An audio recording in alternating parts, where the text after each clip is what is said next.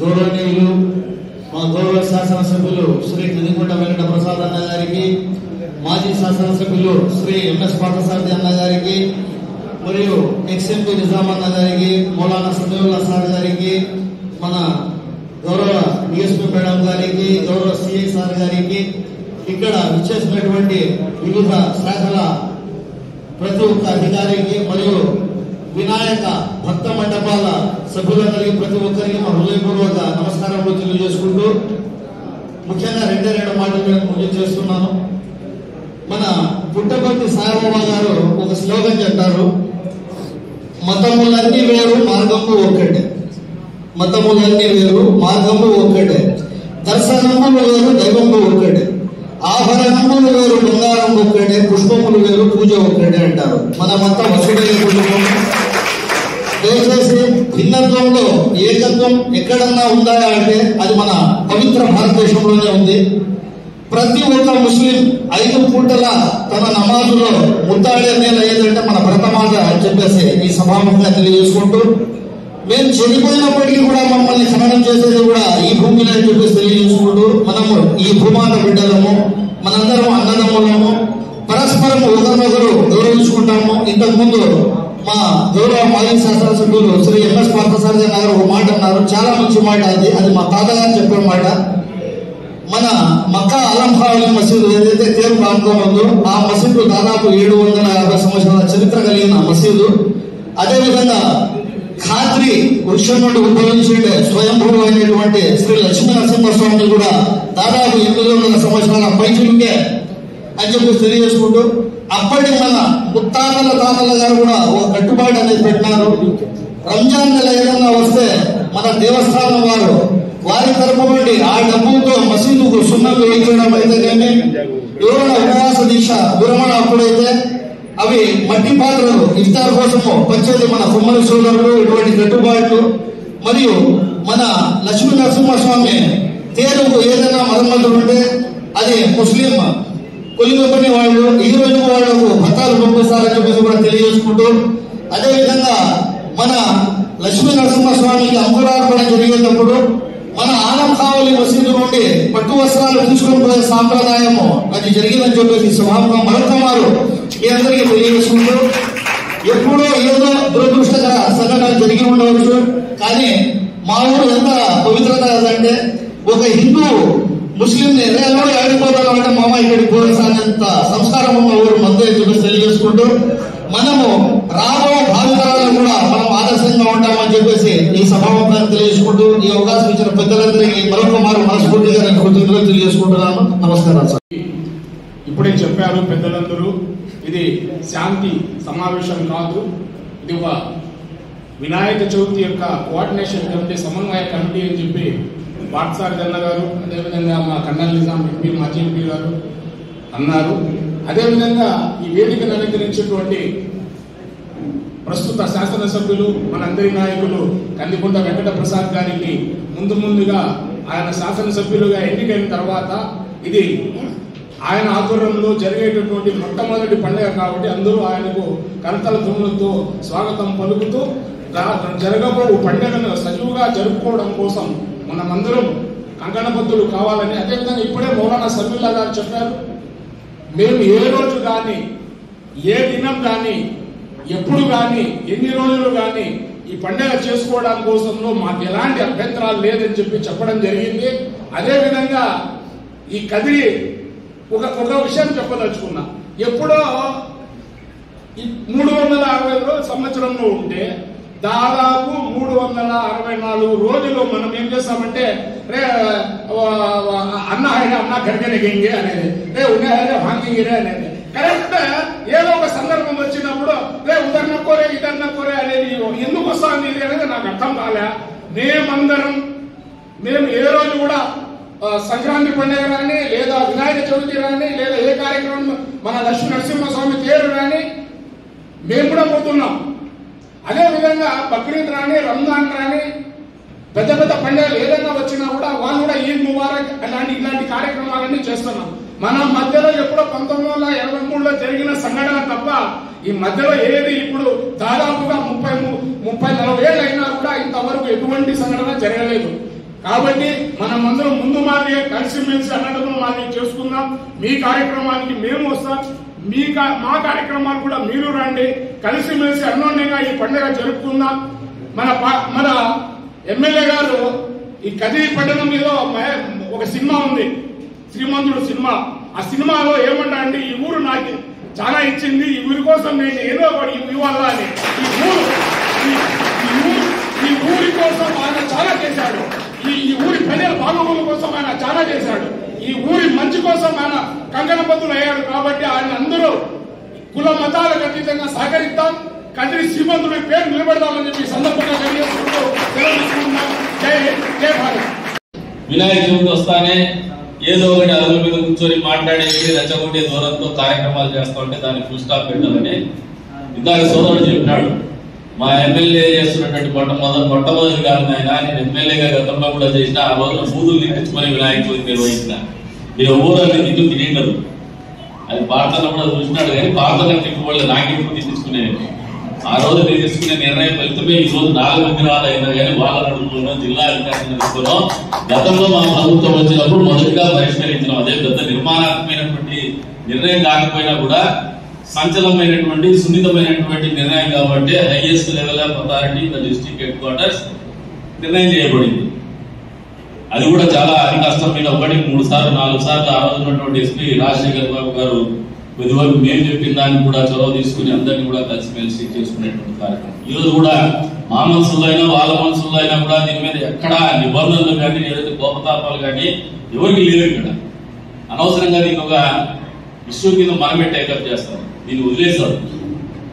మౌలానా గారు కూడా చెప్తారు, ఇదే పెద్ద ఇష్యూ కాదు, లేదంటే ఊళ్ళో దీని మీద పెద్ద చర్చ జరగడానికి మన జీవితాల్లో మార్పు వచ్చేటువంటి నిర్ణయాలు కాదు. ఇది పిల్లలు ఏదో చేసుకుంటారు అట్లని చెప్పేసి మనం కట్టుబాటు పెద్దలు చేయకపోతే కూడా విచ్చలవిడితనం వస్తుంది. కాబట్టి మనం అందరం కూర్చొని కట్టుబాటు చేసుకుపోతున్నాం. ఏదైనా ఊరికి మంచి జరిగేటువంటి, ఊళ్ళో మంచి వాతావరణం ఉండేటువంటి నిర్ణయాలే మేమందరం కూడా కలిసికట్టుగా తీసుకుంటామని చెప్పి కూడా ఈ సందర్భంగా తెలియజేస్తాం. అంతేకాదు అధికారులకు కూడా వాళ్ళకు ఒక కంఫర్ట్ జోన్ ఇస్తాను. మీ కన్వీనియన్స్ లెవెల్ ఏది, అడ్మినిస్ట్రేషన్ పాయింట్ ఆఫ్ వ్యూ అంటే వాళ్ళు 5 days అంటున్నారు, కానీ యువకుల్లో ఏమో 7 days అంటున్నారు. ఈ రెండింటి మధ్యలో ఒక క్లాష్ ఉంది. ఈ రోజు సాయంత్రం రేపు మేమందరం కూర్చొని మాట్లాడుకొని పిల్లల మనసు ఎరిగి మీ మనసు ఎరిగిన రీతిలోనే మేమందరినీ వాళ్ళని సమన్వయం చేసుకుని, ఎందుకంటే ఇక్కడ ఉన్న ఆఫీసర్స్ ఉన్నారు కానీ పాపం వాళ్ళకు కూడా కొన్ని బ్యారియర్స్ ఉంటాయి. కొద్ది వరకే వాళ్ళ ఆలోచన విధానం ఉంటుంది. ఎందుకంటే డిస్ట్రిక్ట్ అడ్మినిస్ట్రేషన్ ఖచ్చితంగా ఎస్పీ గారితో కలెక్టర్ గారితో మాట్లాడే మీ అందరి ఆలోచనల మేరకు నిర్ణయాలు ఉంటాయి, మిమ్మల్ని అందరినీ సంతోషపెట్టి నిర్ణయాలు అవుతాయని చెప్పేసి కూడా ఈ సందర్భంగా తెలియజేస్తారు. అంతేకాకుండా పిల్లలు డిఎస్పీ గారు చెప్పినారు, నేను గతంలో ఇంటికి పిలిపించుకొని పదే ఉత్సవ మండపాలు చెప్పేవారు. అంతా కదంతా చూడండి, రంజాన్ రోజు బాగా ఎంత పవిత్రంగా ఉంటారు, మీరు కూడా నేర్చుకుంటారా, దేవుడు పిలిచిపోతారు, మన దగ్గర అలర్ట్ చేస్తారు, పనులు కొడతారు, చేయొద్దండి. ఒక రోజు కుటుంబం వస్తుంది కాదు, 48 గంటల ముందు మందు శాతం బంద్ అని చెప్పేసి వాడుతూ ఉంటారు. సంతోషంగా చేసుకునే పండుగ కానీ అల్లరి చేసే పండుగ కాదు. అల్లరి అనేది సంతోషంలో భాగంగా అల్లరి ఉండాలి కానీ కేవలం అల్లరే మనము ప్రాధాన్యత తీసుకుని చేసేటువంటి పండుగ కాదని యువకులు ప్రత్యేకించి నేర్చుకోవాలి. ఎందుకంటే మీరు ఉండేటువంటి ఉత్సాహం అనేది ఆ రోజున మీకు ఉండే సంతోషంలో భాగంగా అల్లరి ఉండాలి కానీ కేవలం అల్లరే మనము ప్రాధాన్యత తీసుకుని చేసేటువంటి పండుగ కాదని యువకులు ప్రత్యేకించి నేర్చుకోవాలి. ఎందుకంటే మీరు ఉండేటువంటి ఉత్సాహం అనేది ఆ రోజున మీకు ఉండే సంతోషాన్ని, మీకు ఉన్నటువంటి ఎనర్జీ లెవెల్స్ ని డెమాన్స్ట్రేట్ చేసేటువంటి వేదిక అనేది కాబట్టి మీరు ఆ స్థాయిలో అలా చేయాలనుకుంటారు. అది తప్పు కాదు, ఆ వయసులో అది ఉంటుంది. ఆ వయసులో మీరు నేర్చుకోవాల్సింది ఏమంటే సమాజం మన ఉత్సాహాన్ని కానీ మన సంతోషాన్ని కానీ మన ఆనందాన్ని కానీ పంచుకునే విధంగా ఉండాలి కానీ తుంచుకునే విధంగా ఉండకూడదు, లేదా అసహించుకునే విధంగా ఉండకూడదని వేదిక మీద నుంచి యువకులు వచ్చినటువంటి అందరికీ కూడా అప్పీల్ చేస్తున్నాను. ఇక్కడికి రానటువంటి వినాయక ఉత్సవంలో పాల్గొనేటువంటి ప్రతి యువకులకు కూడా అప్పీల్ చేస్తున్నాము. కదిరి నియోజకవర్గంలో కదిరి విగ్రహ ఉత్సవాల సందర్భంగా, వినాయక ఉత్సవాల సందర్భంగా తాగడం అనేది, మద్యం అనేది లేకుండా చూసేటువంటి బాధ్యత ఇక్కడ వచ్చిన వాళ్ళతో సహా మాతో సహా ప్రతి ఒక్కరు తీసుకోమని చెప్పేసి కూడా కోరుతా ఉన్నారు. అది మనల్ని అందరినీ కూడా సమాజానికి దూరంగా నెట్టేస్తుంది.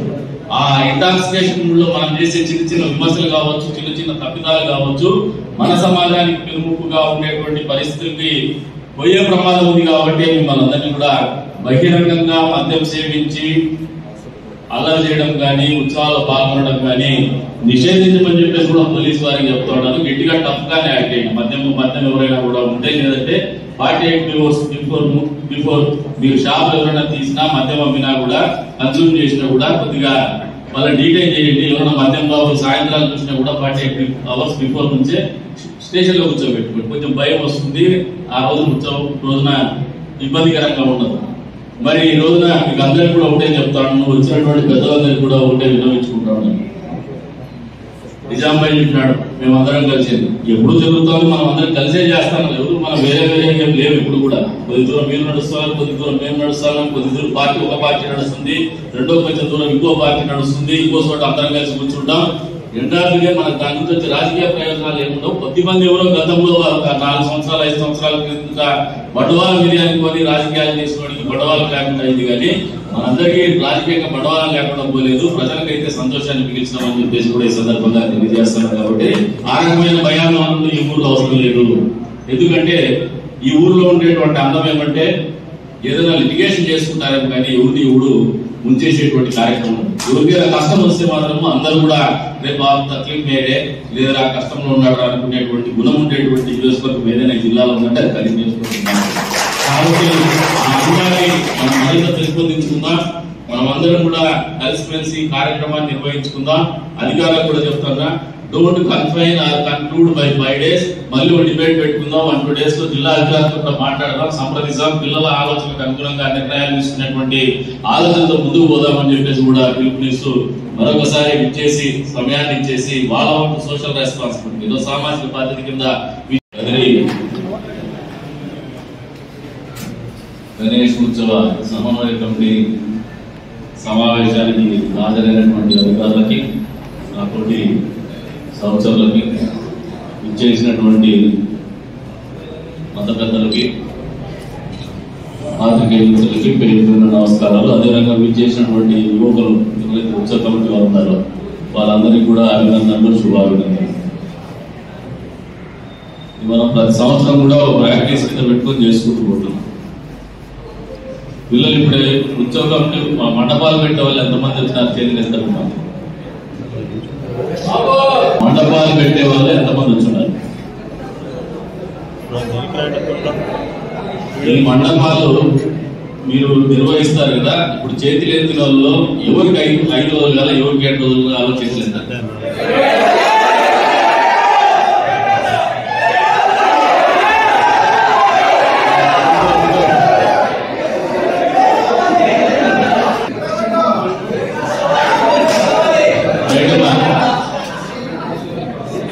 మామూలుగా వినాయక చవితి అంటేనే కొత్త ఉత్సాహాన్ని నింపేటువంటి పండుగ.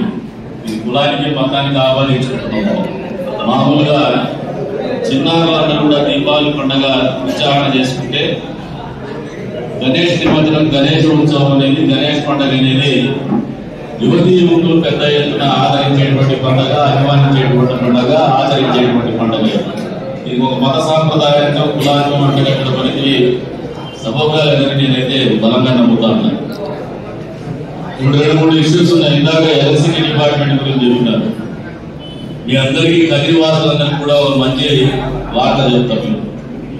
ఒక సంవత్సరం నెక్స్ట్ వినాయక చవితికి మీరు ఎక్కడ కూడా కరెంటు గురించి ప్రస్తావించినటువంటి పరిస్థితుల్లోనే ఉత్సవాలు జరగబోతున్నాయి. ఎక్కడ కరెంటు చీకులు మీకు అడ్డం ఉండవు.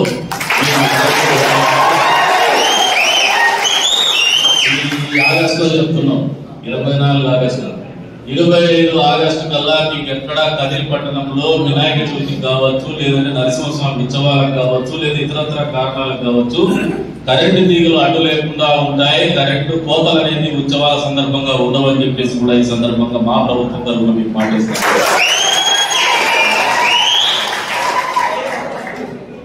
ఇది అందరికీ మంచి చేసేటువంటి కార్యక్రమం కాబట్టి వేదిక మీద నుంచి చెప్తున్నాం. ఇక రెండోది, మనం ఎన్ని విగ్రహాల వల్ల అనే దాని మీద, ఇది గతంలో కొంతమంది అవుట్డేటెడ్ పొలిటీషియన్స్, వాళ్ళకి ప్రజల్లో బండవారం ఉండదు, అరుగు మీద బండవారం ఉండేది. వినాయక చవితి వస్తానే ఏదో ఒకటి అదుల మీద కూర్చొని మాట్లాడేసి రెచ్చగొట్టే దూరంతో కార్యక్రమాలు చేస్తా ఉంటే దాన్ని ఫుల్ స్టాప్ పెట్టాలని ఇందాక సోదరుడు చెప్పినాడు. మా ఎమ్మెల్యే చేస్తున్నటువంటి మొట్టమొదటి కాదు ఆయన, నేను ఎమ్మెల్యేగా గతంలో కూడా చేసిన ఆ రోజున బూదులు నింపించుకొని వినాయక చవితి నిర్వహించిన.